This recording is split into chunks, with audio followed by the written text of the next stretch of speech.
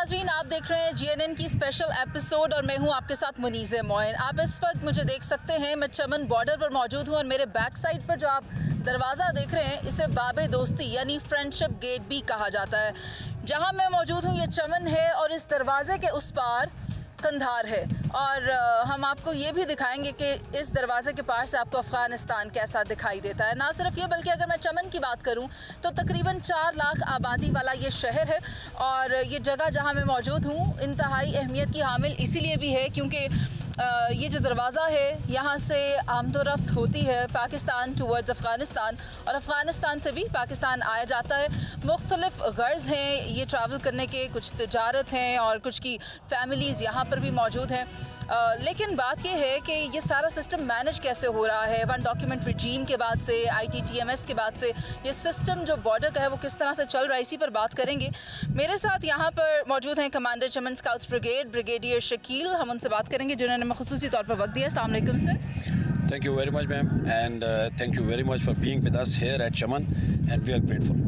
Sir बहुत शुक्रिया आपका। सर मैं आपसे जानना चाहूँगी कि आप कितना एरिया कवर कर रहे हैं और इसको किस तरह से सिक्योरिटी के एतबार से मैनेज किया जा रहा है। मैम, जो चमन स्काउट्स ब्रिगेड का AOR है, हम FC बलूचिस्तान नॉर्थ के अंडर कमांड हैं और हम तकरीबन 232 kilometres of Pakistan Afghan border को जो हम मैनेज कर रहे हैं। वन डॉक्यूमेंट रिजीम के बाद से ये नकलो हरकत जो अफ़गानियों की पाकिस्तान में है इसको किस तरह से मैनेज किया जा रहा है।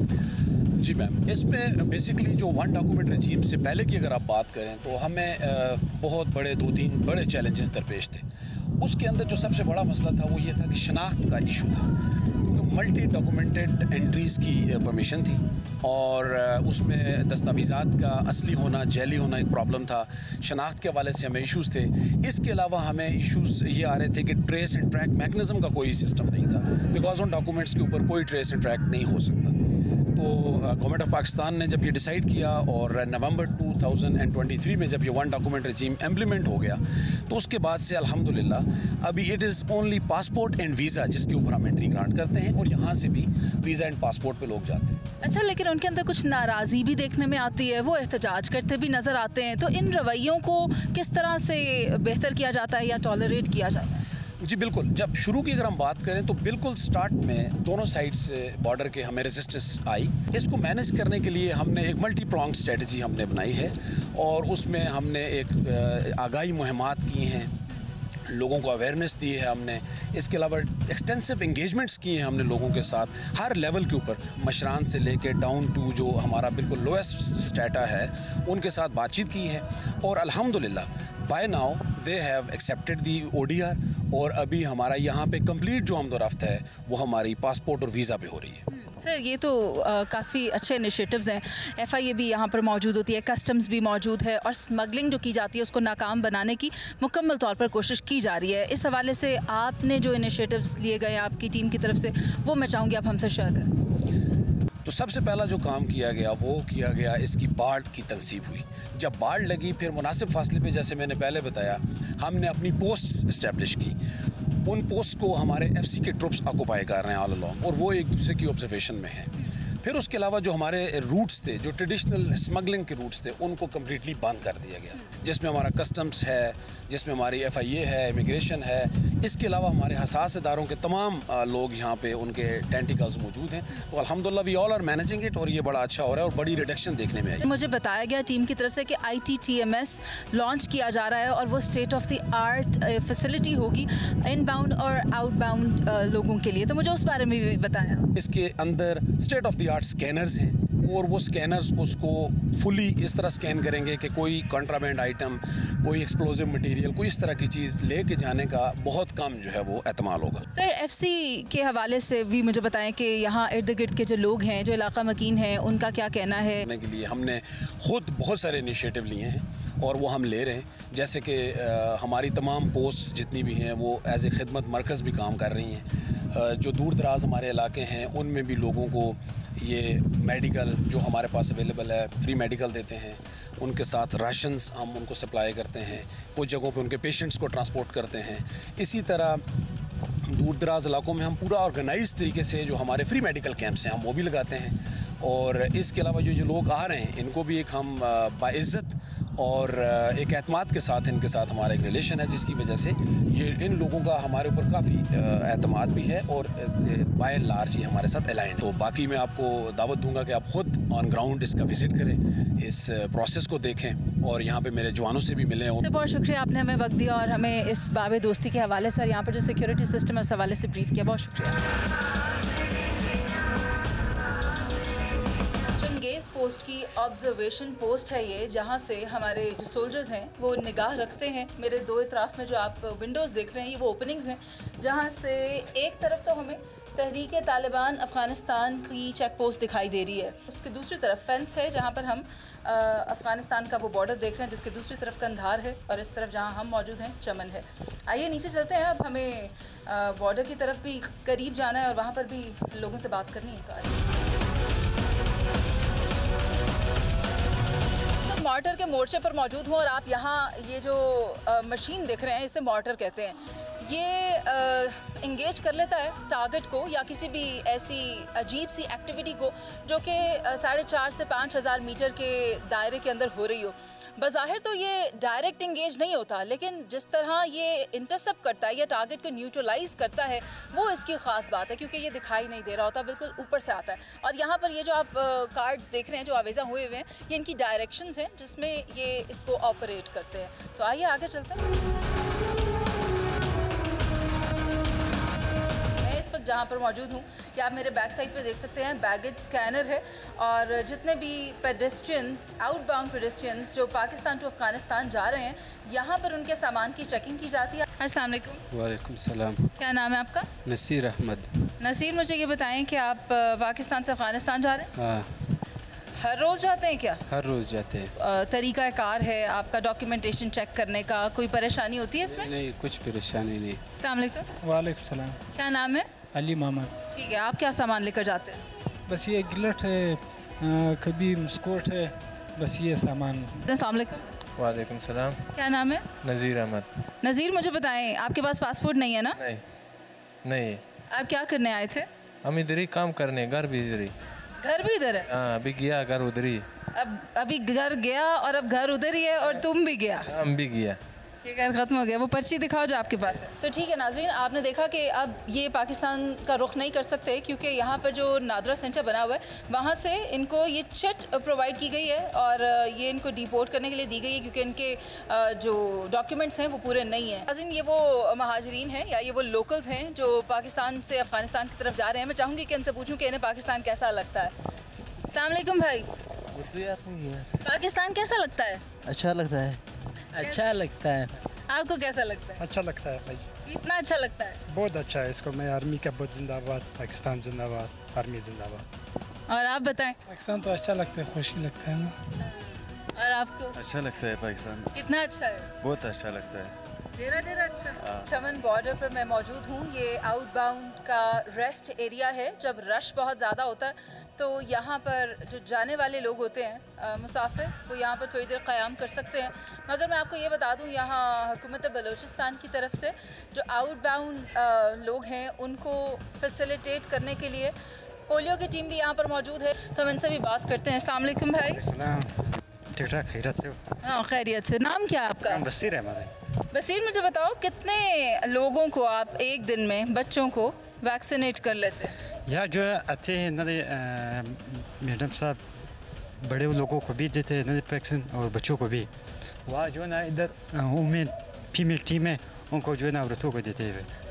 फिर मैं हमको दो टीम है, दो टीम बच्चों को भी और बड़ों को भी। तकरीबन 50 बच्चे और 120-30 बड़े लोग हैं। उनको बस वैक्सीन कार्ड बना रहे हैं, वैक्सीन पे दे। अच्छा ठीक है, वैक्सीनेशन का कार्ड भी बनता है। भाई आप मुझे ये बताएं कि टाइमिंग क्या होती है आप लोगों के यहाँ पे? ड्यूटी आवर्स क्या है? लोगों की सेकंड टाइम है 12:30 बजे से लेकर 5:30 बजे तक हम लोग की ये शिफ्ट लगी होती है। सुबह से लेकर 12:30 बजे तो फर्स्ट शिफ्ट होती है। नाज़रीन, वन डॉक्यूमेंट रजीम के निफाज के बाद से कुछ कैटेगरीज वज़ा की गई हैं हुकूमत पाकिस्तान की तरफ से कि इस कैटेगरी के लोग जो हैं वो पाकिस्तान आ सकते हैं, लेकिन उनमें कहा यह जाता है जो कैंसर पेशेंट्स हैं या वो बर्न के पेशेंट्स हैं, मैटरनिटी वाली ख़वातीन हैं या रोड ट्रैफिक एक्सीडेंट है किसी को, तो ये वो 5 कैटेगरीज़ हैं जिनके लोग पाकिस्तान में दाखिला ले सकते हैं अगर उनके पास ये इलेक्ट्रॉनिक ट्रैवल ऑथराइजेशन का लेटर मौजूद होगा। जब वो यहाँ पर आते हैं, आप ये देख सकते हैं मेरे पास भी एक पेशेंट मौजूद हैं, जब वो यहाँ आते हैं तो बलूचिस्तान FC की तरफ से डॉक्टर्स यहाँ पर मौजूद होते हैं जो उनका मुआयना करते हैं और फिर उसके बाद आगे जाते हैं जब ये और FIA के पास पहुँचते हैं तो वहाँ से इनको दोबारा वेरीफाई किया जाता है कि क्या ये ऑथराइज हैं, क्या इनको पाकिस्तान में आने दिया जाए, तो फिर वहाँ से इन्हें वीज़ा मिलता है और फिर ये पाकिस्तान दाखिल हो जाते हैं, अपना इलाज करवाते हैं, then they can go back again.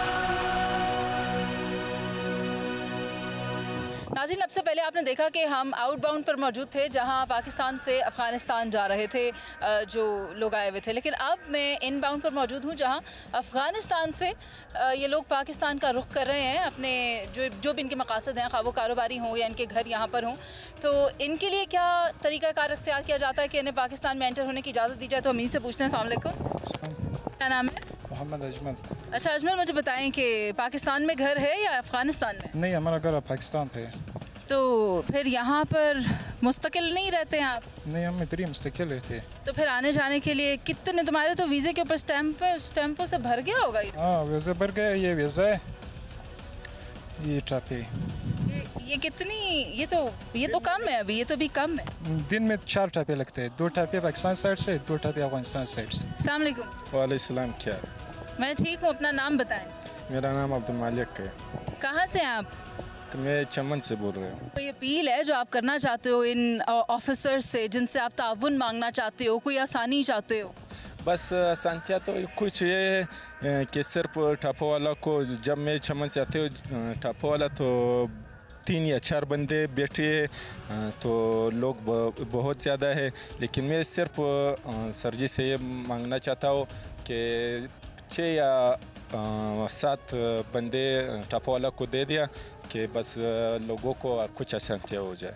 ठीक है, बहुत शुक्रिया आपका। नाज़रीन, आप देखें कि इनका ये कहना है, ये शिकवा करते नज़र आ रहे हैं कि हमारे ऊपर सख्ती है, हमसे ज़्यादा चेकिंग की जाती है, लेकिन आप भी ये देखें कि अगर हम दहशतगर्द कार्रवाइयों की बात करें जो पाकिस्तान में आए रोज़ बढ़ती चली जा रही हैं, तो इनका कला कमा करने के लिए जो इनिशिएटिव्स या जो भी फ़ैसले किए गए हैं बॉर्डर मैनेजमेंट को बेहतर करने के लिए, बॉर्डर सिक्योरिटी को बेहतर करने के लिए, वो काबिले तहसीन हैं और काबिले दाद हैं वो ऑफिसर्स जो यहाँ पर काम कर रहे हैं। और वो तो हमें इनकी बातों से भी दिखाई दे रहा है कि ये सारा परेशान है कि ज़्यादा चेकिंग हो रही है। जितनी ज़्यादा चेकिंग होगी तो उतना ज़्यादा अमन आएगा, मैं तो यही समझती हूँ। अभी एक ब्रेक लेते हैं, वापस आएंगे, आप साथ रहिए।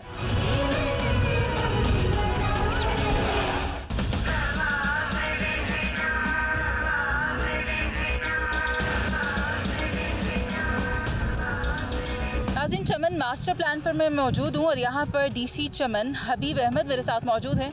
चमन मास्टर प्लान है क्या, ये लॉन्च कब हुआ, इसकी तकमील कब हुई और ये मुकम्मल तौर पर एक्टिव कब हो जाएगा, ये तमाम वो सवालात हैं जो यहाँ के रहने वाले लोग जानना चाहते हैं और इसके अलावा जो लोग यहाँ पर इस मार्केट का हिस्सा बनना चाहते हैं, इस ट्रेड कम्युनिटी में शामिल होना चाहते हैं, वो भी जानना चाहते हैं। तो हम हबीब अहमद साहब से ही जानेंगे इसके बारे में। अस्सलाम वालेकुम। वालेकुम अस्सलाम। जी मैडम, देखिए मास्टर प्लान तकरीबन 2015 में अप्रूव हो चुकी थी और 2017 में इस पर काम शुरू हो गई। बेसिकली पर्पज़ इसका यही है कि जो सिटी में पॉपुलेशन ज़्यादा बढ़ गई है और कंजस्टेड है, आपने सिटी के भी आवाम पे देखे थे, तो मार्केट्स वगैरह एज सच डिज़ाइन नहीं थे। तो ये हमारी माशाल्लाह एक बेहतरीन किस्म की डिज़ाइन है कि फ़र्स्ट टाइम यहाँ पे इस तरह की जो मास्टर प्लान है all in one under one premises आपको मिलेंगे। यहाँ पे ट्रेडिंग कंपनीज़ होंगे बड़े इंटरनेशनल लेवल के, यहाँ पे ट्रांसपोर्ट अवेलेबल होगी, पैसेंजर्स यहाँ पे पिक एंड ड्रॉप सर्विसेज होगी, वेजिटेबल एंड फ्रूट मार्केट होगी। तो सारी चीज़ें एक ही प्रेमिसेस के अंदर आपको मैसर होगी।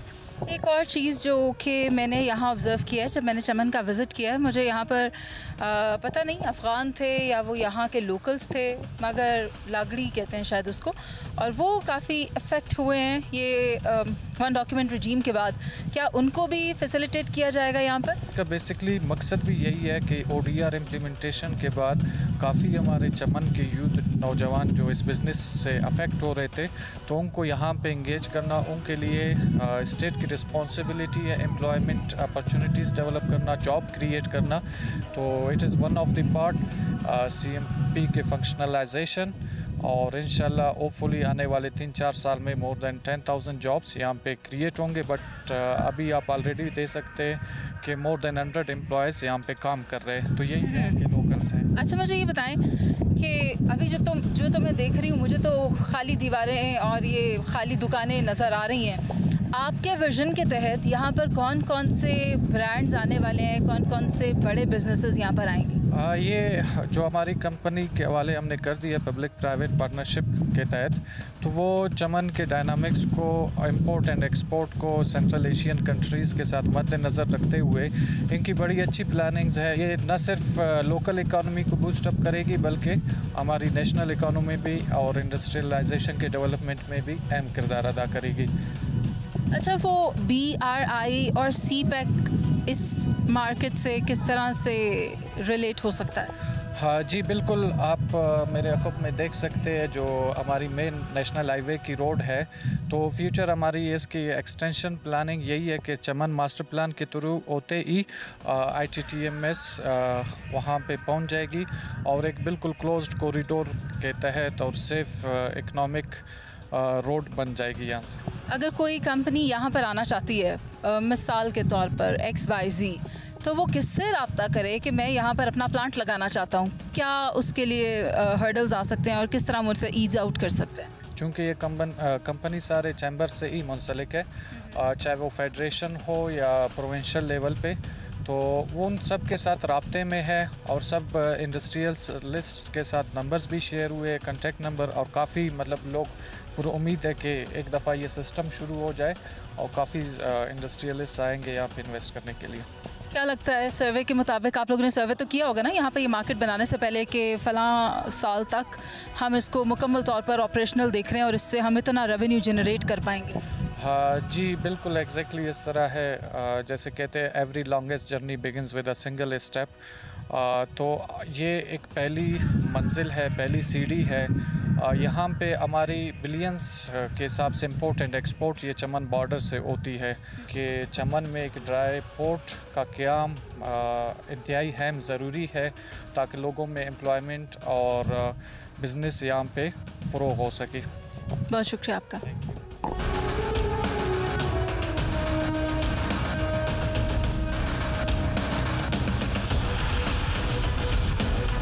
हमारे साथ मोहम्मद दाऊद खान मौजूद हैं जो कि चमन मास्टर प्लान के COO हैं। हम जानने की कोशिश करेंगे कि चमन मास्टर प्लान की ज़रूरत क्यों पेश आई और इसके मकासद क्या हैं, इसका यहाँ के लोकल्स को क्या फ़ायदा हो सकता है और जो लोग यहाँ पर तिजारत करना चाहते हैं लोकल मार्केट से या बॉर्डर के उस पार से, उनको किस तरह से फैसिलिटेट किया जाएगा। अस्सलाम वालेकुम। वालेकुम अस्सलाम मैडम।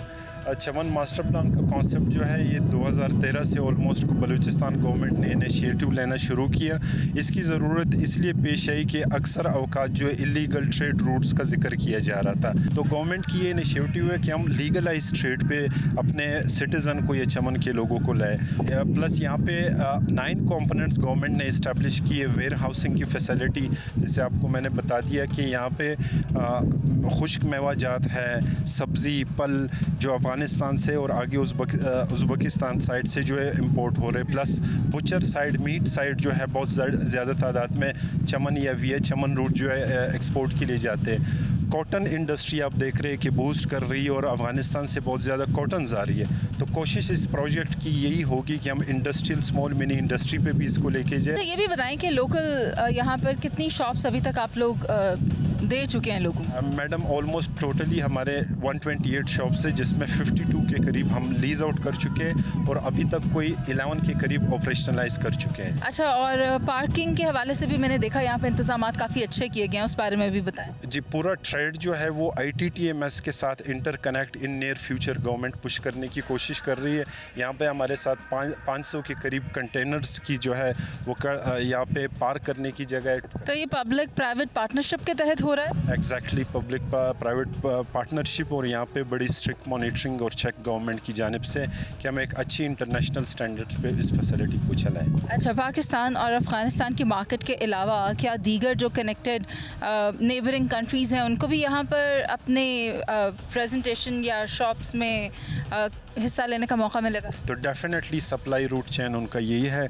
और यहाँ पे warehousing facility, cold storage, यहाँ पे कोई 10 के करीब कोल्ड स्टोर्स भी अवेलेबल है, तो वो डेफिनेटली इस प्रोजेक्ट का जो है वो पार्ट होंगे और इसी से पूरे शहर को इंशाल्लाह आने वाले वक्तों में रोज़गार। अभी तक ऑपरेशनल क्यों नहीं हो सका?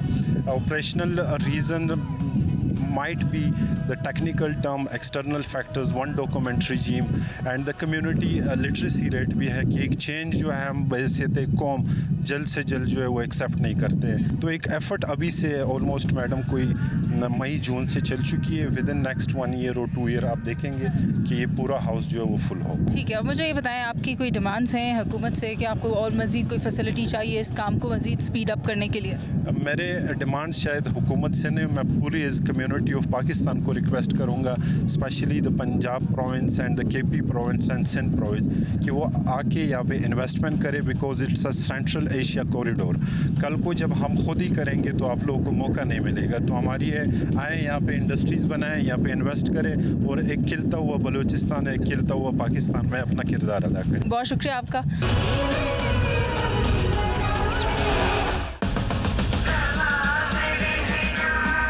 वेलकम बैक नाज़रीन, जिस तरह के आप जानते हैं कि मैं चमन बॉर्डर पर मौजूद हूं और यहाँ पर एफसी की जानिब से जितने भी चेक पोस्ट हैं वहाँ पर खिदमत मराकज़ का अहतमाम किया जाता है।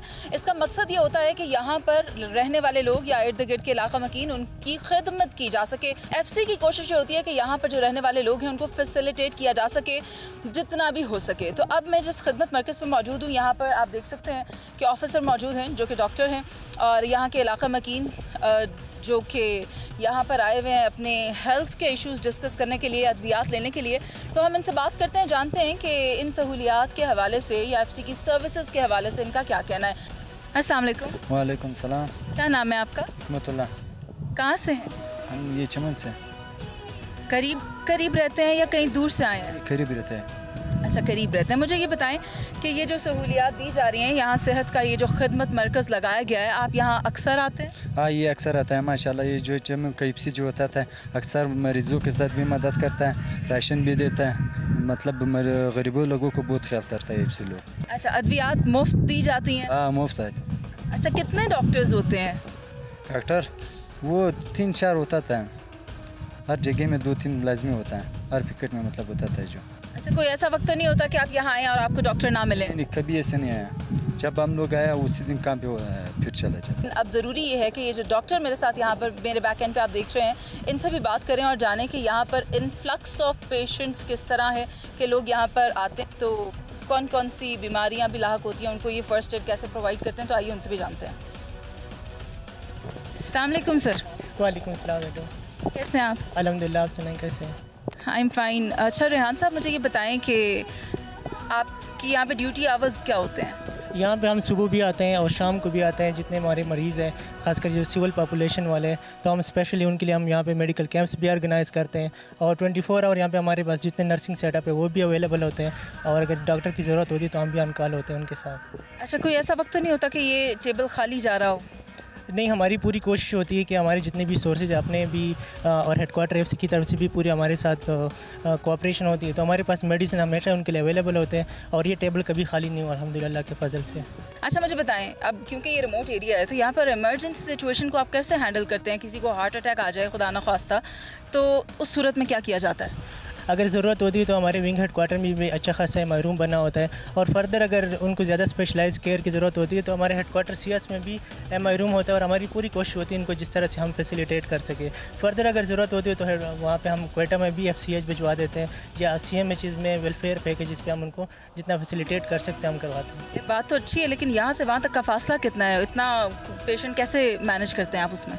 हमारे पास अपने एम्बुलेंसेज भी होते हैं, अगर ज़रूरत पड़ती है तो हम अपने एम्बुलेंसेज भी मोबिलाइज़ करते हैं। तो हेडक्वार्टर CS जो हमारे चमन में बना हुआ है वहाँ तक हार्डली तकरीबन 30 मिनट का फासला होता है। कितने पेशेंट्स आ जाते हैं? नंबर ऑफ़ पीपल कितना है आपके पास? यहाँ पे रफली एवरेज, वैसे तो मौसम के हवाले से भी वेरिएशन आती है, लेकिन अगर हम एवरेज निकालें तो 100+ हमारी यहाँ पे उनके लिए जो OPD चलती है। फिर ऐसे जो पीक टाइम होते हैं, जैसे सर्दी नई शुरू हो गई तो काफ़ी किस्म की बीमारियाँ होती, खांसियाँ और गला ख़राब की, तो उन्हीं दिनों में फिर हमारे ये 300 तक भी पहुँच जाते हैं, लेकिन डिपेंड करता है इन्वायरमेंट पे और जिस तरह की सिचुएशन चल रही होती है। आपको समझ समझ आ जाती है इन सब की? मतलब ये डिफरेंट लैंग्वेज में बात करते हैं, आपके लिए आसान होता है समझना? चूँकि पश्तो स्पीकिंग हो तो उनकी लैंग्वेज मुझे अच्छी तरह समझ आ जाती है, और पश्तो की वजह से हमारी जो आपस में अंडरस्टैंडिंग है वो भी काफ़ी बेहतर होती है। तो अल्हम्दुलिल्लाह उनके साथ मेरे बड़े अच्छे ताल्लुकात हैं और वो मुझे नाम से भी जानते हैं। ठीक है डॉक्टर रहमान, अपने तालीम के एतबार से एफसी की जानिब से जो स्कूल बनाया गया है जहाँ पर यहाँ के जो फैमिलीज़ हैं या वो लोग जो अफोर्ड नहीं कर सकते क्वालिटी एजुकेशन को, उन्हें किस तरह से तालीम फराहम की जाती है, अब हम वहाँ पर जाएंगे और वहाँ पर टीचर्स से भी बात करेंगे और स्टूडेंट से भी बात करेंगे। तो आइए चलते हैं।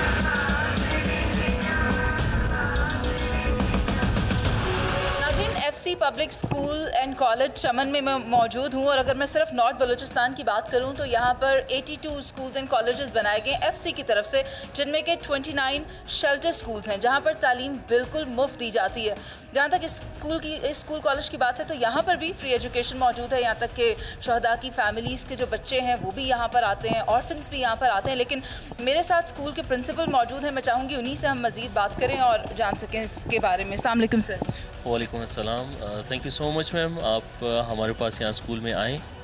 और अल्हम्दुलिल्लाह मैम हमारे स्कूल में इस वक्त तकरीबन 400 प्लस में तादाद है बच्चों की, जिसमें से मोस्टली बच्चे यहाँ के लोकल्स के हैं और कुछ चंद एक हैं जो कि हमारे पास आर्मी और एफसी की तरफ से भी हैं। लेकिन हमारी तरफ से जो मेन फोकस किया जाता है वो एजुकेशन मींस कि एजुकेशन फॉर ऑल के लिए है। हम यहाँ पे को एजुकेशन भी प्रोवाइड कर रहे हैं, मींस कि हमारी जो 9th और 10th क्लास की बच्चियाँ हैं वो भी यहाँ पर माशाल्लाह बहुत कोशिश कर रही हैं। मैक्सिमम एडमिशन्स हो रहे हैं अब हमारे पास, पहले ये इतने शायद कोई एडमिशन्स नहीं हो पा रहे थे। आप जानते हैं जैसे ये जो ट्राइबल जोन है, इस ट्राइबल जोन में बहुत कम ही है लोग जो अपनी बच्चियों को तालीम की तरफ लेकर आते हैं। लेकिन ये एफसी एक वाहिद इदारा है जिसमें एक सिक्योर एनवायरनमेंट प्रोवाइड किया जाता है तमाम बच्चियों को, और अल्हम्दुलिल्लाह इसकी वजह से हमारे पास एक मैक्सिमम स्ट्रेंथ है जो कि आप बाकी के जितने भी चमन के स्कूल्स देखेंगे वहाँ पर इतनी ज़्यादा स्ट्रेंथ आपको फीमेल्स में गर्ल्स की साइड पे नहीं नज़र आएगी जितनी क्या हमारे पास यहाँ पे। सर मुझे बताएं एजुकेशन के अलावा और कौन कौन सी फैसिलिटीज़ हैं और क्या क्या सिखाया जाता है बच्चों को, को करिकुलर एक्टिविटीज़ के बारे में भी बताएँ। अल्हम्दुलिल्लाह मैम हमारे पास बहुत से ऐसे एक्टिविटीज़ और प्रोग्राम्स हो रहे हैं और पास में भी चलते रहे हैं और अब भी हो रहे हैं। रिसेंटली हमारे पास एक चमन एजुकेशनल फेस्टिवल हुआ और उस चमन एजुकेशनल फेस्टिवल में हमारे चमन की नुमाइंदगी जो एफसी की तरफ से हुई, मैक्सिमम पोजीशंस हमारे स्कूल की तरफ से आई और इसमें जितने भी हमारे बच्चे थे वो सारे के सारे लोकल्स ही हैं। ये वो बच्चे हैं जो पहले कभी भी किसी स्कूल की तरफ नहीं जा रहे थे, लेकिन अल्हम्दुलिल्लाह हमारी कोर की तरफ से बहुत ज़्यादा एफ़र्ट्स हैं, हमारे कमांडर साहब की तरफ से और जितने भी हमारी मिसेस कमांडर की भी काफ़ी इंटरेक्शन रहा इसमें। और अल्हम्दुलिल्लाह क्योंकि एक हसास एरिया है यहाँ पर, पाक अफ़गान बॉर्डर मौजूद है, तो उस हवाले से सिक्योरिटी के क्या इंतज़ाम हैं स्कूल में? अल्हम्दुलिल्लाह ma'am FC public school and college system एक सिक्योर एनवायरनमेंट में है। इसकी जितने भी इर्द गिर्द जितनी भी सिक्योरिटी है डेफिनेटली हमारी एफसी की ही जिम्मेदारी है और जो कि हमारे जवान हैं बड़ी हिम्मत के साथ सिक्योरिटी प्रोवाइड कर रहे हैं हमारे बच्चों को। जब भी हमारे बच्चे बाहर जा रहे होते हैं या आ रहे होते हैं तो उनको भी प्रॉपर सिक्योर एनवायरनमेंट प्रोवाइड किया जाता है। इवन उनके साथ गार्ड्स भी होते हैं और जब यहाँ से स्कूल से एग्ज़िट होते हैं वहाँ तक भी हम इनको प्रॉपरली सिक्योरिटी प्रोवाइड करते हैं। लेकिन बाकी अगर आप लोकल लेवल पर देखें तो थोड़ी सी प्रॉब्लम्स चल रही हैं। एरिया भी हसास है और सिक्योरिटी के भी बेहतरीन इंतजाम किए गए होंगे एफसी की तरफ से, आर्म फोर्सेस की तरफ से। साथ मुझे ये बताएं कि जब बच्चे यहाँ से तालीम हासिल करते हैं तो उनका एम्बिशन क्या होता है कि यहाँ से वो ग्रेजुएट होकर निकलें तो फिर वो मुस्तकबिल में क्या बने, क्या उनके अज़ाइम हैं, वो किस तरह से पाकिस्तान की खिदमत करना चाहते हैं? मैम जैसे आपसे पहले डिस्कस हो रहा था कि हमारे पास यहाँ पर जितने भी बच्चे आ रहे थे पहले इनका कोई ख़ास इतना इंटेंशन नहीं थी कि उनके अंदर कोई हुब्बुल वतनी हो या वो पेट्रोटिज़म का कोई भी इतना ख़ास एलिमेंट नहीं पाया। जब से वो स्कूल के अंदर दाखिल हो जाते हैं उनका एकदम से माइंड सेट चेंज हो जाता है और वो अपने अंदर एक जज्बा पैदा कर लेते हैं अपनी कौम को सर्व करने के लिए। अल्हम्दुलिल्लाह हमारे पास जितने भी बच्चे यहाँ से निकल रहे हैं मोस्टली आर्म फोर्सेस की तरफ जा रहे हैं और जितने ज़्यादा से ज़्यादा बच्चे हैं मतलब ISSB की तरफ भी जा रहे हैं। हमने प्री ISSB की क्लासेस भी यहाँ पर स्टार्ट करवाई और उसके बाद एक बहुत पॉजिटिव मींस फीडबैक नज़र आया पेरेंट्स की तरफ से भी, स्टूडेंट्स की तरफ से भी और मैक्सिमम हमारे बच्चे हैं जिन्होंने अब रिसेंटली अपने आप को आर्म फोर्सेस में मतलब उसकी मैं समझ गई, वतन से उनकी मोहब्बत के अंदर अब जज्बा देखा जा रहा है। सर मुझे ये बताएं, आपने जहाँ पेरेंट्स का जिक्र किया, पेरेंट्स भी आए होंगे, हम उनसे भी मिलेंगे, बात करेंगे। यहाँ तक आते हुए जो मैंने मुख्तलिफ क्लासरूम्स देखे, अब मैं चाहूँगी कि आप मुझे वो विज़िट भी करवा दें। एग्जैक्टली मैम, मुझे खुशी होगी आप हमारे यहाँ का टोटल एजुकेशन का जितना भी इन्वायरमेंट है उसे देखें। नाज़रीन, एहसान इलाही साहब ने मुझे क्लासरूम्स विज़िट करवाए हैं, साइंस लैब विज़िट करवाई है, और अब क्योंकि हम यहाँ कॉरिडोर में मौजूद हैं तो बच्चे यहाँ पर खड़े थे। आपको तो पता है बच्चे क्लासरूम में भी होते हैं लेकिन बाहर रहना भी इनको अच्छा लगता है, तो हम सोचें इन्हीं से क्यों ना बात करें और जानने की कोशिश करें कि इनकी इस इदारे के बारे में क्या राय है। अस्सलाम वालेकुम। वालेकुम सलाम। क्या नाम है आपका? मेरा नाम मोहम्मद इस्माइल है, मैं चमन का रहने वाला हूँ और मैं सेकेंड ईयर का स्टूडेंट हूँ और मैं डॉक्टर बनने की तैयारी कर रहा हूँ एमडीकेट की, और सेकंड फ्लेन जो है वो LLB भी है, तो फर्स्ट जो है वो डॉक्टर है इंशाल्लाह। और मैं जब डॉक्टर बनूंगा तो मैं अपने इलाके की खिदमत करूंगा, क्योंकि हमारा इलाका जो बहुत पसमानदा है, तो इसलिए अफसर बनकर भी खिदमत करना चाहूँगा। ठीक है, आपका ख्यालात तो बहुत अच्छे हैं, इनसे पूछते हैं इनका क्या कहना है। अस्सलाम वालेकुम। वालेकुम सलाम। मेरा नाम हयातुल्लाह है, मैं FC public school and college का तालिब इल्म हूँ। मेरे सेकेंड ईयर चल रहा है प्री इंजीनियरिंग का। मेरा ख्वाहिश है कि मैं इंजीनियर बनूँ, अपने मुल्क और कौम के लिए खिदमत करूँ। इनका भी यही ख्याल है जो इनके दोस्त है कि मुल्क को कौम की खिदमत करनी है जब यहाँ से तालीम हासिल करके जाना है।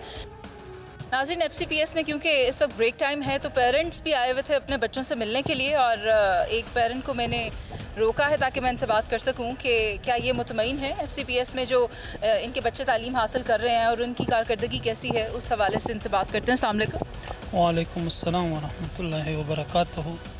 मैं मुफ्ती मोहम्मद इसाक तोखी बेहसियत एक नोटेबल चमन की शहरी होने के हैसियत से यहाँ FC public school and college का जो एटमॉस्फेयर है बच्चों के लिए ख़ासकर हम इनके मशकूर है, ममनून है, ख़ासकर DIG फ्रंटियर क्रॉप्स का कि उन्होंने इस तरह एजुकेशन एटमॉस्फेयर प्रोवाइड किया है चमन वालों के लिए। चमन के लिए एक नियामत से कम नहीं ये स्कूल, इसका माहौल, एटमॉस्फेयर बच्चों के लिए, और उनके साथ साथ सिर्फ एजुकेशन नहीं प्रोवाइड करते बल्कि एजुकेशन के साथ साथ को करिकुलम एक्टिविटीज़ भी बच्चों को कराते हैं ताकि बच्चों का जो माइंड सेट है वो स्कूल को खुशी से आ जाते हैं। आपके बच्चे कौन कौन से क्लास में पढ़ते हैं? बच्चे जो है 6th में है, 7th में है और 4th में है, बच्चे बच्चियाँ दोनों इसमें पढ़ते हैं, और इनका माशाल्लाह ज़बरदस्त एजुकेशन सिस्टम है, ख़ासकर इनका एजुकेशन क्लास, इनका लर्निंग प्रोसेस, और जो उनको पढ़ाते हैं स्टूडेंट असातिज़ा बहुत ही मेहनत से पढ़ाते हैं,